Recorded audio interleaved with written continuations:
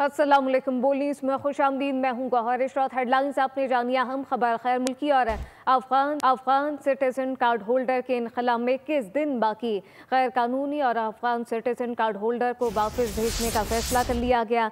अफगान बाशिंदों को पाकिस्तान छोड़ने की डेडलाइन दे दी गई है, जबकि हुकूमत की जानिब से 31 मार्च तक मुल्क छोड़ने का हुक्म जारी किया गया। गैर मुल्कियों को पाकिस्तान में रहने के लिए कानूनी तकाजे पूरे करने होंगे।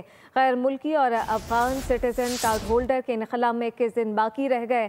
गैर कानूनी और अफगान सिटीजन कार्ड होल्डर को वापस भेजने का फैसला कर लिया गया। अफगान बाशिंदों को पाकिस्तान छोड़ने की डेडलाइन दे दी गई है, जबकि हुकूमत की जानिब से 31 मार्च तक मुल्क छोड़ने का हुक्म जारी। गैर मुल्कियों को पाकिस्तान में रहने के लिए कानूनी तकाजे पूरे करने होंगे।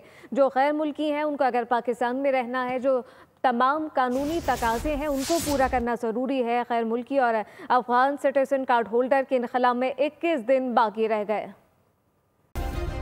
सब्सक्राइब करें और बेल दबाएं ताकि कोई खबर रह न जाए।